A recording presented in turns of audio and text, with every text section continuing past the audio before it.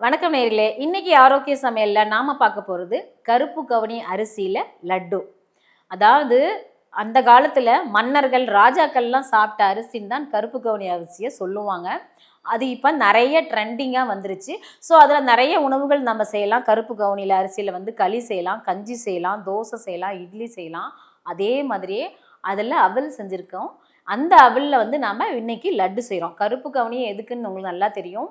முழங்கால் வலிக்கு, weight loss பண்றவங்களுக்கு, எல்லாருக்குமே வந்து இந்த கருப்பு கவுனில நார்ச்சத்து நெறைய இருக்கு. ஸோ மோஷன் வந்து ஃப்ரீயா போறதுக்கு இது ரொம்ப சப்போர்ட் பண்ணும். ஸோ இத குழந்தைங்களுக்கும், பெரியவங்களுக்கும் நீங்களுமே இந்த கருப்பு கவுனி லட்டு முன்னமே செஞ்சு வச்சுக்கோங்க. ஒரு 10 டூ 15 நாள் கண்டிப்பா தாங்கும். ஃப்ரிட்ஜில ஸ்டோர் பண்ணி வச்சுக்கிட்டா, இல்ல வெளியில வச்சீங்கன்னா 1 வாரம் போதும். அதுக்கு மேல அது தாங்காது. அதனால இந்த லட்ட நீங்க வீட்ல செஞ்சு மறக்காம உங்க குழந்தைங்களுக்கு குடுங்க. வாங்க வீடியோக்குள்ள போலாம். நான் வந்து கருப்பு கவுனி அவல் வந்து ஒரு 100 கிராம் எடுத்திருக்கேன். அவல வந்து நான் கிட்டத்தட்ட ஒரு 10 டூ 20 நிமிஷம் ஊற வச்சிருக்கேன்.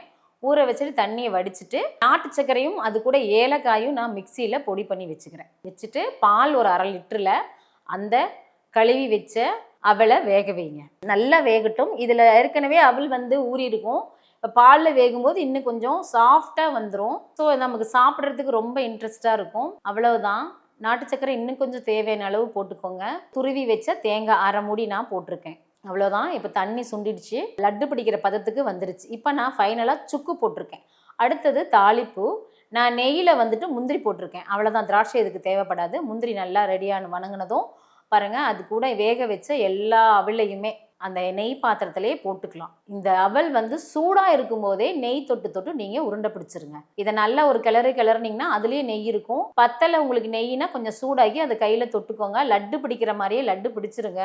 சூடா இருக்கும்போது பிடிக்கணும். ரொம்ப முக்கியமான விஷயம். அவ்வளோதான். கருப்பு கவுனி அவல்ல லட்டு செஞ்சுருக்கோம். லட்டு ரெடி ஆயிடுச்சு.